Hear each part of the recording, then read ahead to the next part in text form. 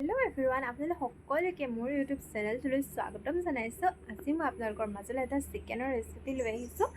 আৰু চিকেন সকলোৱে বনাব জানেই, তথাপিতো মই নিজৰ ষ্টাইলত মইনো কেনেকৈ বনাওঁ আপোনালোককো দেখাওঁ বুলি ভাবিলোঁ। তেনেহ'লে ব'লকচোন ভিডিঅ'টোৰ মাজলৈ। ইয়াতে মই হালধি 1 চামুচ দিছোঁ আৰু নিমখ 1 চামুচ দিছোঁ। পাছত দৰকাৰ হ'লে দিম, আৰু নিমখ আৰু হালধিখিনি আপোনালোকৰ নিজৰ আন্দাজত দিব। ইয়াতে মই দিছোঁ জালুক 1 চামুচ, জালুকখিনি মই পিচি লৈছিলোঁ, আৰু আদা নহৰু পেষ্ট দিছোঁ 2 চামুচ। ইয়াতে অকণমান দিম মিঠাতেল, মিঠাতেলটো দিলে সানিবলৈ ভাল হয়, আৰু সেইটো কাৰণে মিঠাতেল অকণমানো দি দিছোঁ।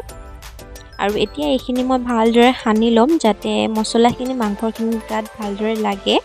এনেকৈ যদি আপোনালোকে ট্ৰাই কৰা নাই তেনেহ'লে প্লিজ জালুক দি পেলাই এনেকৈ এবাৰ ট্ৰাই কৰিব, খাবলৈ বহুত টেষ্টি হয়। এইখিনি মই এতিয়া ভালদৰে 15-20 মিনিটমান সময় এনেদৰে ৰাখি দিম। এতিয়া ইয়াৰ 15-20 মিনিটমান সময় হৈ গৈছে। ইয়াতে মই এখন কেৰাহী গেছত পাতি দিছোঁ। ইয়াতে অলপমান মিঠাতেল দিছোঁ, মিঠাতেল কমকৈ দিছোঁ যিহেতু মাংসত অকণমান দিয়া আছে সেইটো কাৰণে।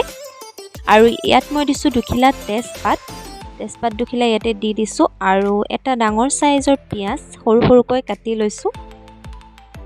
পিঁয়াজখিনি মই ভালদৰে ভাজি ল'ম যাতে গল্ডেন ব্ৰাউন হোৱালৈকে। আৰু এইখিনি ভাজি আছোঁ, এইখিনি অকণমান কালাৰটো আহিছে, তো সেইটোৱে ভাজি লৈছোঁ। ইয়াতে মই দিম এটা মিডিয়াম চাইজৰ বিলাহীকেইটা মই ভালদৰে সৰু সৰুকৈ কাটি লৈছোঁ, আৰু বিলাহীকেইটা ইয়াত দি দিছোঁ। পিঁয়াজ আৰু বিলাহীখিনি ভালদৰে ভাজি থাকিম, পিঁয়াজ আৰু বিলাহীখিনি গলি যোৱালৈকে ভালদৰে ভাজি ল'ম। আৰু ইয়াতে মই দি দিম 2টা ইলাচি দিলে মোৰ খাই ভাল লাগে, টেষ্টটো ধুনীয়া আহে, তো সেইটো কাৰণে মই মাংস বনালে ইলাচি অকণ দিওঁৱেই, খাবলৈ টেষ্টি হয় কাৰণে। আৰু এইখিনি ভালদৰে ভাজি ল'ম। এইফালে মই সানি থৈছিলোঁ মাংসখিনি, বিৰাট ধুনীয়া গোন্ধ এটা আহিছে এতিয়াই। এইখিনি প্ৰায় 20 মিনিটমানেই হ'ল, আৰু এইখিনি থৈ দিছোঁ ভালদৰে। চাওকচোন কি ধুনীয়া লাগিছে দেখি, হয় নাই কওক? আপোনালোকৰ বাৰু দেখি ভাল লাগিছে নাই ক'বচোন। আৰু এইফালেও এইখিনি পিঁয়াজ আৰু বিলাহীখিনি ভালদৰে গলিবলৈ ষ্টাৰ্ট কৰিলে, এইখিনি অলমষ্ট হৈ গৈছে। তো এতিয়া মই ইয়াতে দি দিম মাংসখিনি।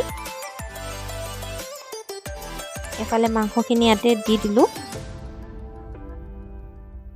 এতিয়া মই এইখিনি ভালদৰে লৰাই দিম, কাৰণ মোবাইলটো মই ধৰিছোঁ কাৰণে কেমেৰাটো তো অকণমান লৰি যাব পাৰে, তাৰ কাৰণে প্লিজ আপোনালোকে বেয়া নাপাব, কাৰণ কেমেৰাটো মই ধৰিব লগা হৈছে, লৰাবলৈও মই কৰিব লগা হৈছে, তো সেইটো কাৰণে। আৰু এইখিনি এতিয়া মই ভালদৰে লৰাই ল'ম।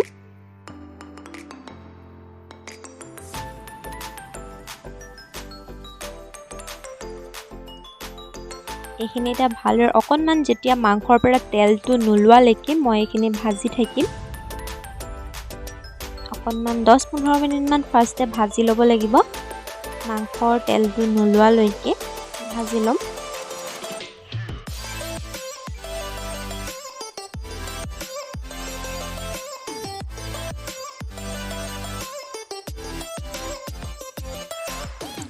জুইটো গেছটো মই অকণমান মিডিয়াম কৰি দিছোঁ, মিডিয়াম জুইত ভাজিব লাগে, তো সেইটো কাৰণে অকণমান মিডিয়াম কৰি পেলাই মই এইখিনি ভালদৰে ভাজি থাকিম, যাতে মাংসৰ তেলখিনি ওলাই যায়।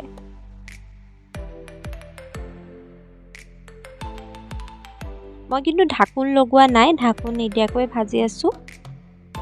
এয়া মোৰ 10 মিনিটমান হোৱাৰ পাছত দেখিছেনে মাংসৰ পৰা তেল ওলাবলৈ ষ্টাৰ্ট কৰিছে। তো আৰু ইয়াতে মই পেকেট মছলা অকল চিকেন মছলাটোহে ব্যৱহাৰ কৰিছোঁ, বেলেগ মছলা একো ব্যৱহাৰ কৰা নাই।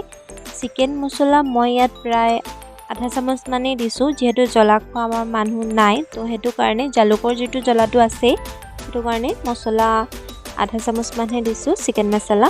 তো এতিয়া মছলাখিনি দিয়াৰ পাছত এতিয়া ভালদৰে আকৌ এবাৰ লৰাই লৈছোঁ।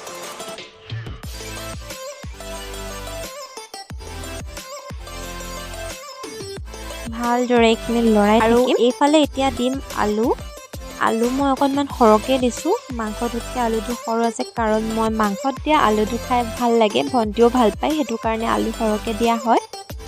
তো আলুখিনি ইয়াতে দি দিলোঁ, আৰু মই ইয়াতে দিম পানী মই গৰম পানী ব্যৱহাৰ কৰিছোঁ, আপোনালোকেও গৰম পানীয়ে ব্যৱহাৰ কৰিব, ঠাণ্ডা পানী ব্যৱহাৰ কৰিলে টেষ্টটো বেলেগ হৈ যায়, তো সেইটো কাৰণে মই গৰম পানী ব্যৱহাৰ কৰিছোঁ। প্ৰথমতে মই পানী আধা বাতিমান দিছোঁ, আৰু এতিয়া এইখিনি ভালদৰে মই উতল আহিবলৈ দিম। এতিয়া গেছটো মই ফ্লেম হাই কৰি দিছোঁ আৰু ঢাকনা লগাই দিম। তো এইখিনি এতিয়া ভালদৰে মই সিজিবলৈ দিম অকণমান টাইম।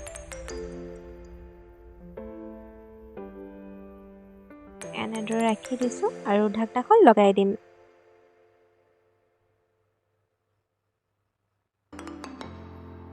এতিয়া মই ঢাকনাখন উদঙাই চাম মাংসখিনি বিৰাট ধুনীয়া গোন্ধ এটা আহিছে আৰু ভালদৰে মাংসখিনি উতলিছে। এইখিনি সময়তে আপোনালোকে নিমখটো আন্দাজটো লৈ ল'ব, অকণমান চাব যে নিমখটো বেছি হৈছে কম হৈছে, এইকণ সময়তে দিব পাৰিব তেতিয়া। তো মই চালোঁ মোৰ অকণমান দিব লগা আছিলে, তো দিছোঁ। এইখিনিতে আকৌ মই ভালদৰে লৰাই ল'ম আৰু 10 মিনিটমান সময় আকৌ উতলিবলৈ এনেদৰে এৰি দিম। এইফালে আমাৰ মাংস অলমষ্ট ৰেডি হৈ গ'ল। তো এইফালে নমামে এতিয়া মাংসখিনি অকণমান উতল আহিবলৈ দিছোঁ। তো মাংসখিনি দেখি আপোনালোকৰ বাৰু লোভ লাগিছে নাই ক'বচোন। এইফালে আমাৰ মাংস হৈ গ'ল